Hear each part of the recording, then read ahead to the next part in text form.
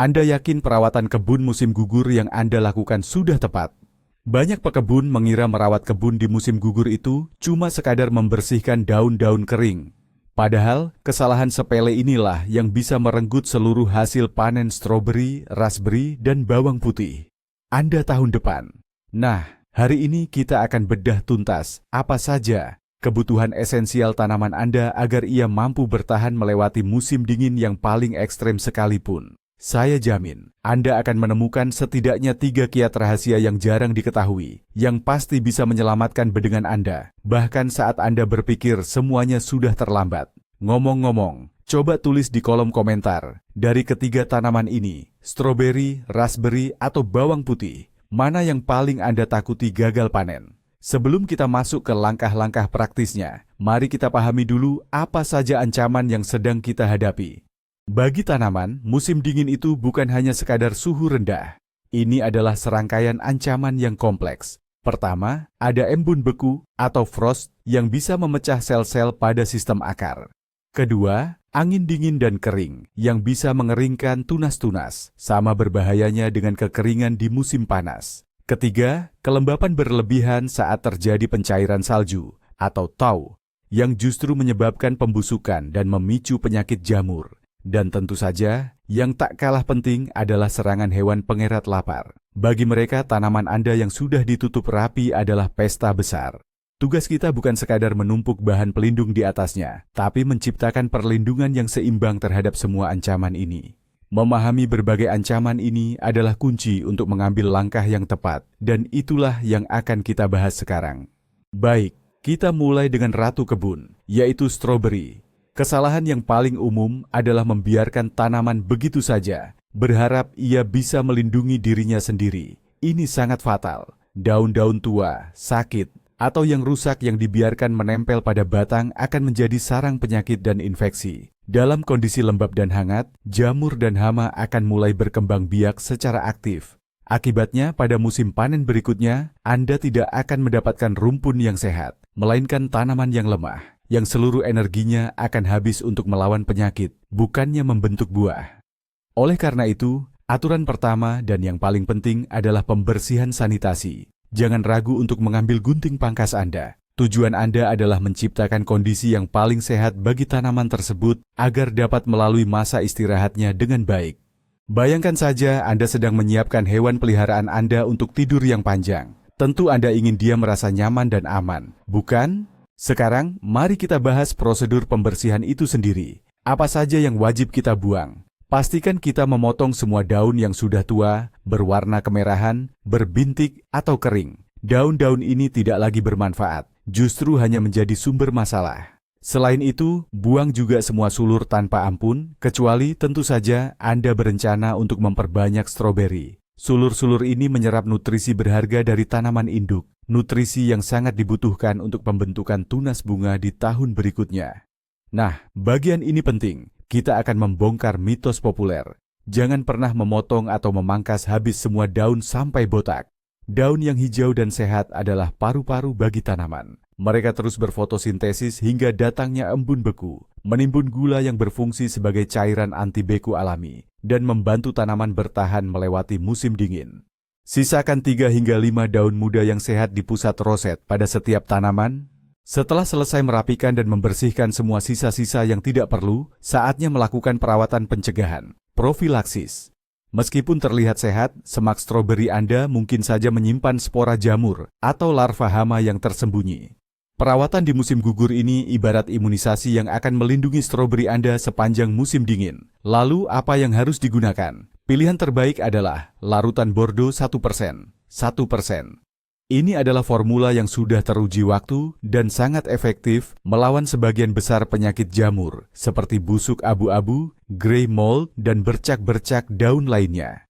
Penyemprotan harus dilakukan secara merata dan melimpah, memastikan larutan tidak hanya mengenai sisa daun yang ada, tetapi juga tanah di sekitar pangkal tanaman. Jika Anda ingin menghindari bahan kimia, Anda bisa menggunakan fungisida biologis, misalnya yang berbahan dasar bakteri Bacillus subtilis.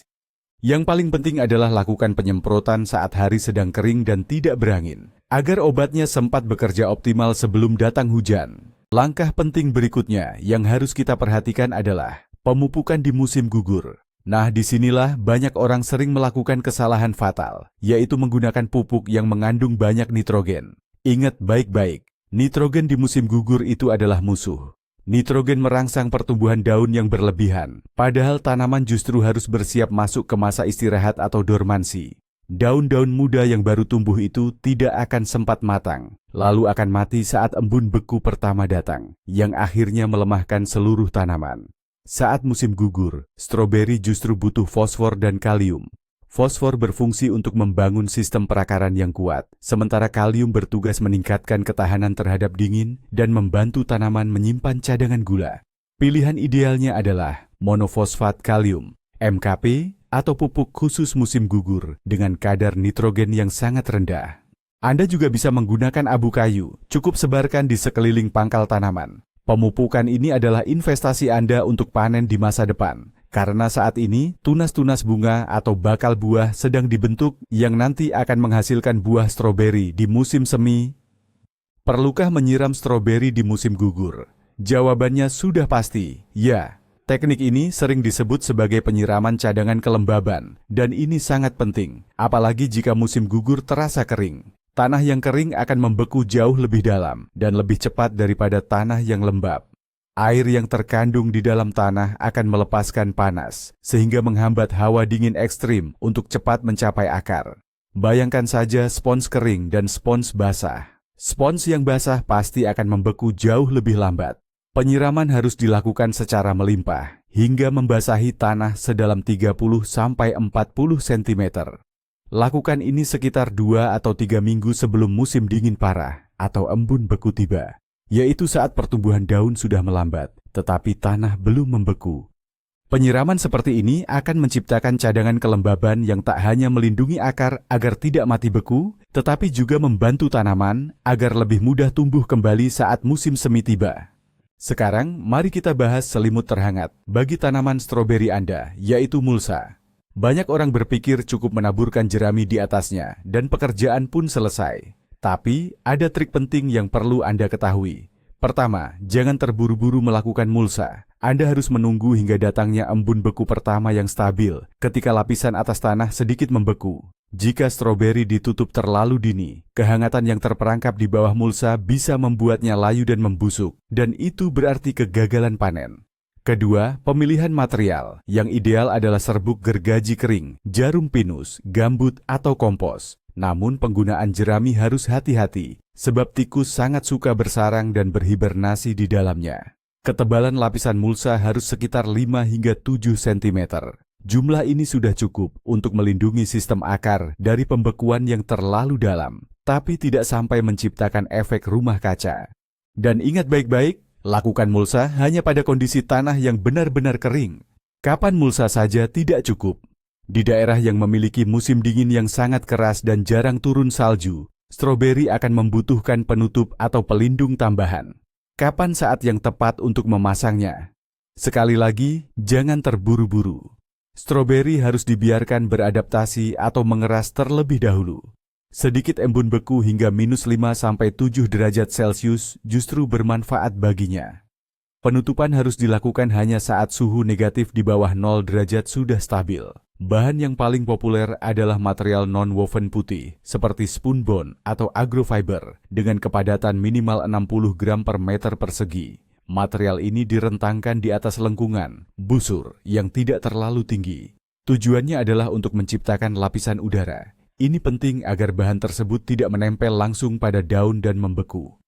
Cara tradisional yang ampuh adalah menggunakan ranting pohon jarum, seperti ranting cemara atau pinus. Bahan ini menjaga kehangatan, memungkinkan sirkulasi udara, dan juga dapat mengusir tikus. Namun, jangan pernah menggunakan terpal atau plastik film untuk menutupinya, karena akan terbentuk kondensasi, pengembunan di bawahnya, yang justru membuat tanaman membusuk. Mari kita bahas bawang putih yang ditanam di musim gugur. Ketakutan utama setiap pekebun adalah bawangnya akan membeku atau malah membusuk karena terlalu lembab. Kedua masalah ini berhubungan langsung dengan kesalahan dalam penanaman dan perawatan. Bawang putih sebenarnya cukup tahan dingin, namun tetap rentan. Jika musim dingin bersalju, ia bisa bertahan dengan baik bahkan tanpa penutup. karena salju adalah isolator panas terbaik. Namun, jika cuaca sangat dingin menyerang di atas tanah terbuka, tanaman bisa rusak parah. Di sisi lain, jika musim gugur panjang dan hangat, dan penutup diterapkan terlalu cepat, siung bawang bisa mulai bertunas. Setelah itu, tunas tersebut bisa mati karena beku, atau malah membusuk di bawah lapisan mulsa lembab yang tebal. Itulah mengapa dalam menanam bawang putih, keseimbangan sangatlah penting, lebih dari tanaman lain. Mari kita cari tahu bagaimana mencapai keseimbangan itu dan menghindari kedua masalah ekstrim ini. Keberhasilan bawang putih melewati musim dingin sangat ditentukan oleh cara penanaman yang benar. Baik itu soal waktu maupun kedalaman penanamannya. Bawang putih musim dingin sebaiknya ditanam sekitar 3-4 minggu sebelum suhu benar-benar menjadi sangat dingin. Dalam rentang waktu ini, siung bawang harus sempat menumbuhkan akar yang kuat, tapi jangan sampai tunasnya muncul ke permukaan.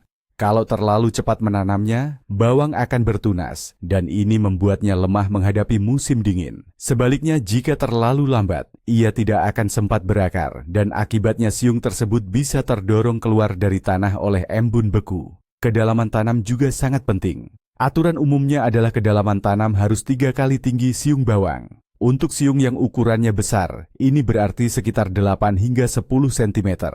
Kalau menanam terlalu dangkal, risiko bawang mati kedinginan atau membeku menjadi tinggi. Namun, kalau terlalu dalam, bawang akan kesulitan menembus permukaan tanah saat musim semi tiba, dan umbinya pun akan terbentuk kecil-kecil. Jadi, jangan malas membuat lubang tanam dengan kedalaman yang tepat, karena ini adalah dasar dari keberhasilan Anda. Perlu nggak sih kita memupuk bawang putih sebelum musim dingin tiba? Di internet, sering kita temukan saran untuk memberikan pupuk saat penanaman bawang putih. Mari kita bongkar mitos ini. Kalau Anda sudah menyiapkan bedengan dengan baik, menambahkan bahan organik dan pupuk mineral kompleks sebelum penanaman, maka bawang putih Anda sama sekali tidak butuh pemupukan tambahan di musim gugur. Semua nutrisi yang dibutuhkan sudah tersedia di sana.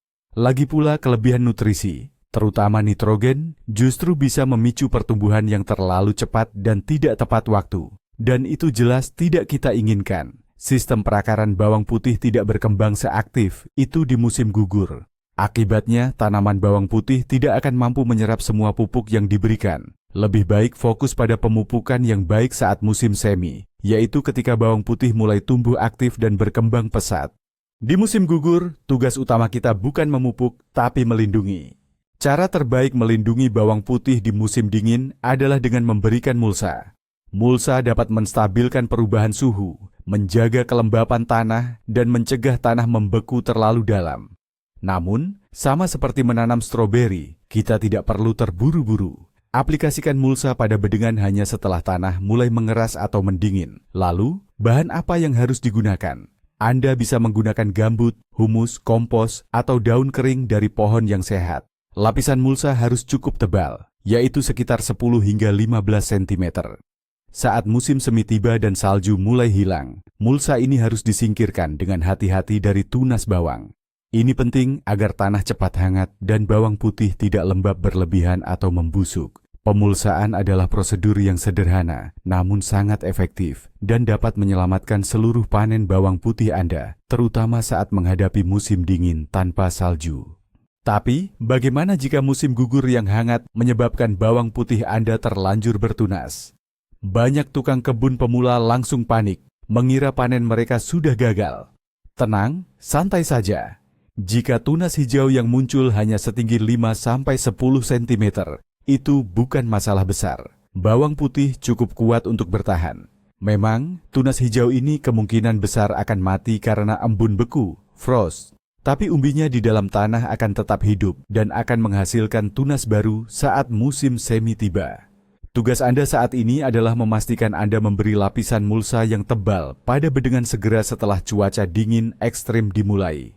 Ini akan membantu melindungi sistem perakaran. Anda baru perlu panik jika Anda menanamnya di bulan September dan tingginya sudah mencapai 15 hingga 20 cm.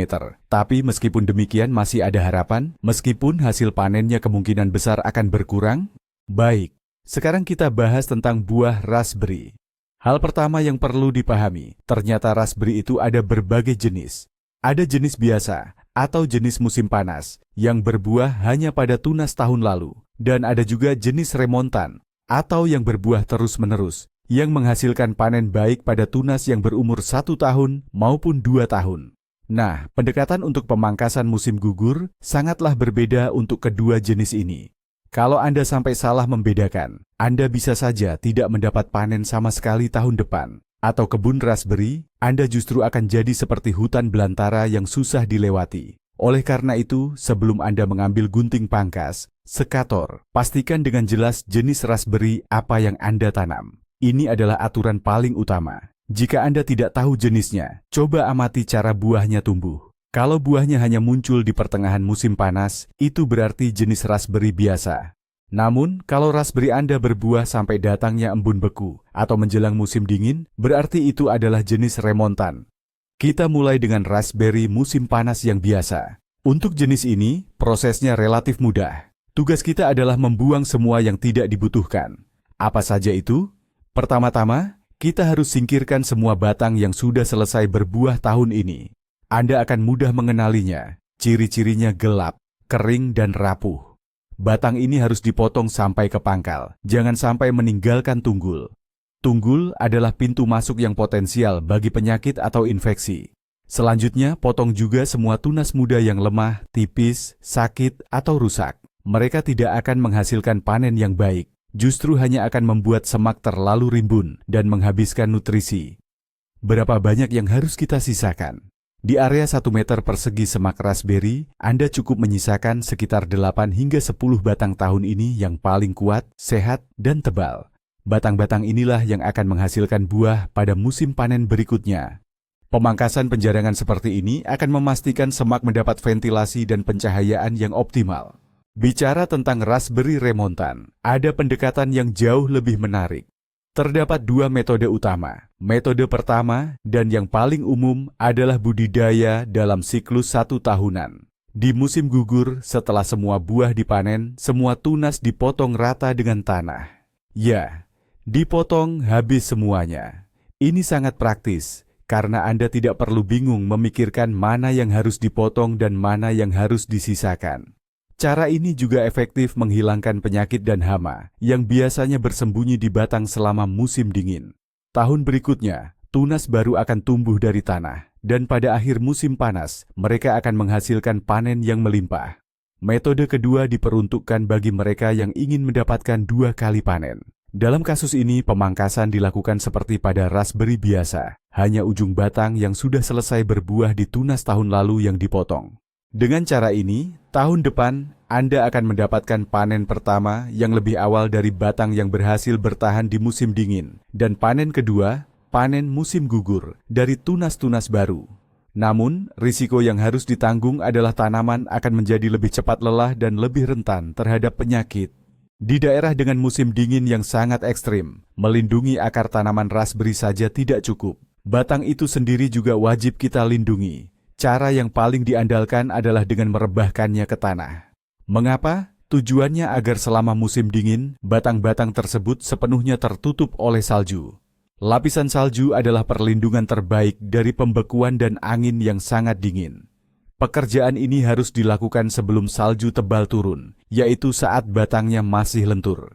Jika suhu sudah di bawah titik beku, batang raspberry akan menjadi rapuh dan sangat mudah patah.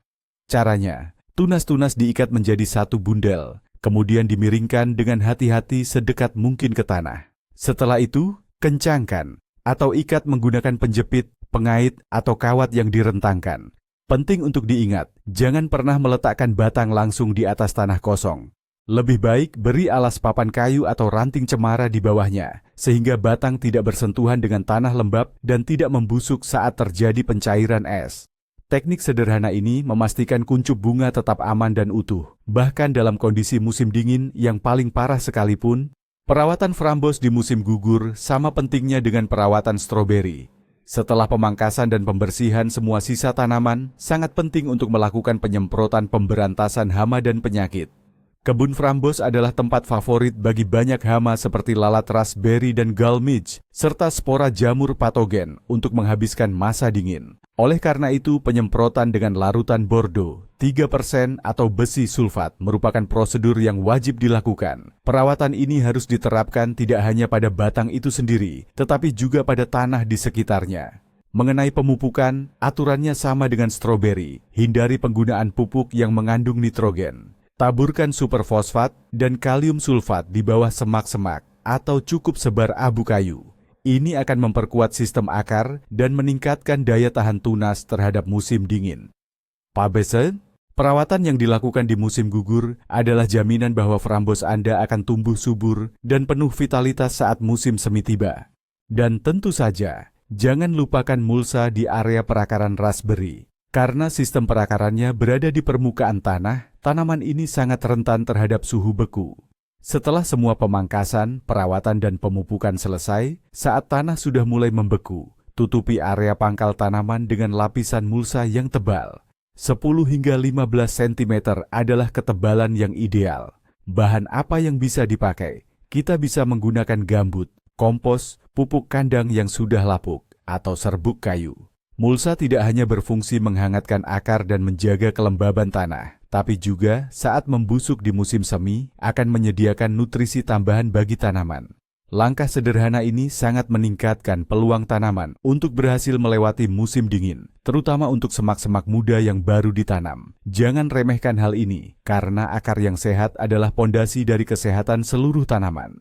Sekarang, mari kita bahas musuh utama semua tanaman yang kita lindungi selama musim dingin, yaitu hama pengerat. Tikus dan hama sejenis suka sekali membuat sarang yang hangat di bawah penutup, seperti spoon bone, atau di tumpukan jerami yang tebal. Dan makanan di sana sangat melimpah, mulai dari akar stroberi yang segar hingga kulit batang tunas raspberry yang masih muda. Hanya dalam satu musim dingin, mereka bisa menghancurkan seluruh kebun atau bedengan Anda. Lalu, bagaimana cara kita mengatasinya? Pertama, hindari penggunaan jerami atau rumput kering sebagai mulsa, terutama jika kebun Anda memiliki masalah tikus. Kedua, letakkan umpan beracun yang dijual di pusat perlengkapan kebun, di bawah penutup tanaman. Penting, lakukan ini jauh-jauh hari sebelumnya. Cara lain yang efektif adalah menggunakan bahan pengusir alami. Tikus tidak suka bau dari tanaman seperti tansy, wormwood, absin, atau ranting elderberry. Letakkan saja ikat-ikatan kering dari tanaman ini di sekitar atau di bawah penutup. Selain itu, dahan cemara atau pinus yang berduri juga sangat membantu. Karena sifatnya yang tajam, tikus pasti akan menghindarinya. Rahasia terakhir, tapi bisa dibilang yang paling utama, agar tanaman sukses melewati musim dingin adalah salju itu sendiri.